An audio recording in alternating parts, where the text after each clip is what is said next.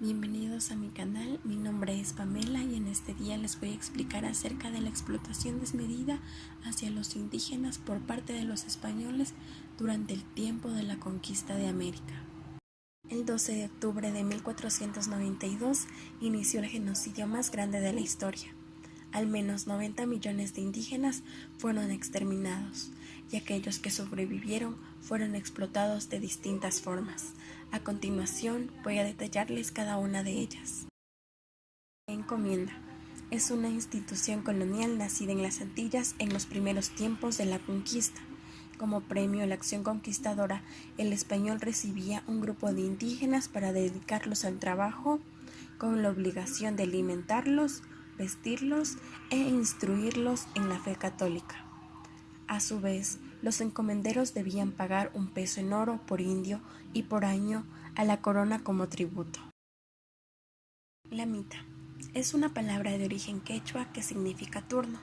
Era una institución de origen incaico que adaptaron con más rigurosidad los españoles. Las mitas fueron el trabajo obligatorio que tenían que cumplir los indígenas en las minas, aunque éstas hubiesen estado situadas en lugares remotos, inhóspitos o fríos. La mita consiste en que todos los pueblos deben dar a las haciendas de su pertenencia un número determinado de indios, para que se empleen en su trabajo y otro número se asigna a las minas. Cuando habiéndolas registrado, sus dueños han conseguido que se les conceda mita para hacer sus labores con más conveniencia.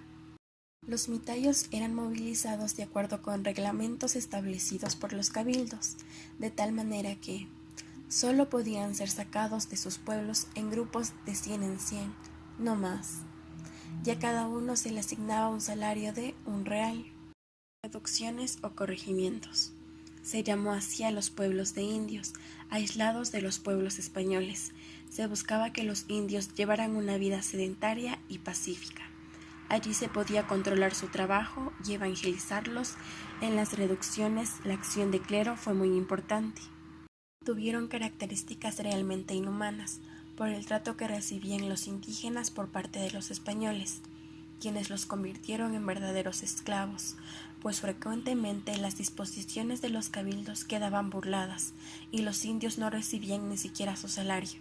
Además, eran mal alimentados y maltratados y se les exigía en cambio un rendimiento mayor al de sus propias fuerzas, por lo que muchos de ellos murieron cumpliendo su penoso trabajo. Los obrajes eran fábricas de tejidos de lana, algodón y cabuya, en las que también se fabricaban alpargatas, costales, etc., y donde eran obligados a trabajar los indígenas de día y de noche, muchas veces hasta morir. La esclavitud de los negros. Fueron introducidos en América en calidad de esclavos. La corona española tiene diferente actitud al defender la libertad de los indígenas y al reducir y mantener a los negros en calidad de esclavos. No hay contradicción, pues los indígenas son súbditos de la corona de Castilla que debían ser protegidos.